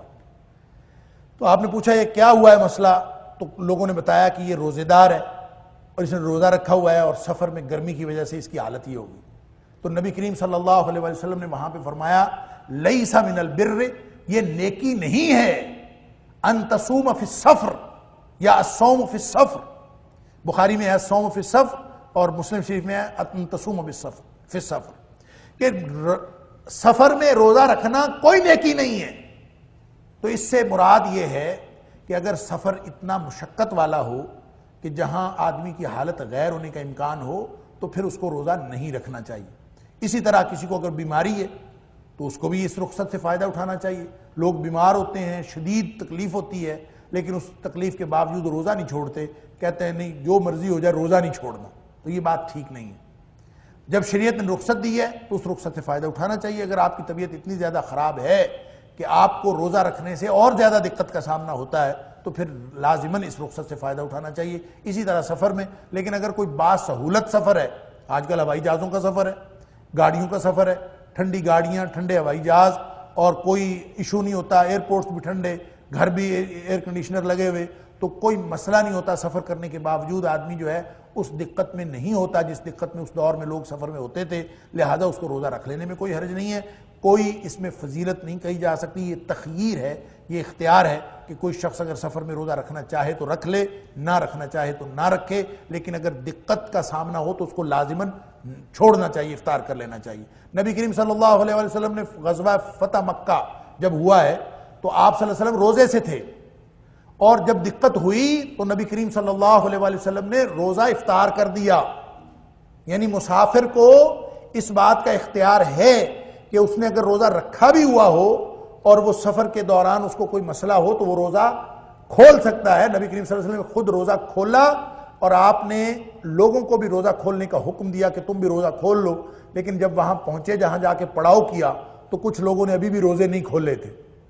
تو جب وہاں جا کے نبی کریم صلی اللہ علیہ وسلم نے حکم فرمایا خیمے لگاؤ، تو جنہوں نے روزے کھول لیے تھے وہ تگڑے تھے، انہوں نے خیمے لگانے شروع کر دیے، اور جن لوگوں نے روزے نہیں کھولے تھے وہ کوئی ادھر گرا پڑا ہے، کوئی ادھر گرا پڑا ہے، ان کے اندر ہمت ہی نہیں تھی خیمہ لگانے کی. تو نبی کریم صلی اللہ علیہ وسلم نے ناراضگی کا اظہار کیا ان لوگوں کے لیے کہ جب اللہ تعالیٰ نے رخصت دی ہے اور میں نے تمہیں کہا تھا کہ روزے کھول دو تو کیوں نہیں کھولے. تو اس کا مطلب یہ ہے کہ نیکی صرف یہ نہیں ہے کہ آدمی ہر طرح کے حالات میں بس روزہ رکھے ہی، چاہے جتنا مرضی بیمار ہو یا جتنا مرضی اس کو سفر کی تکالیف ہو. اگر ایسی تکالیف ہوں تو اللہ کریم نے یہ رخصت دی ہیں، اس رخصت سے فائدہ اٹھانا چاہیے. وقت ہو گیا، انشاءاللہ اللہ کی توفیق سے موضوع یہیں سے شروع کریں گے اگلے درس سے. اللہ تعالی ہم سب کو قرآن سمجھنے اور عمل کرنے کی توفیق عطا فرمائے. وآخر دعوانا الحمدللہ رب العالمین.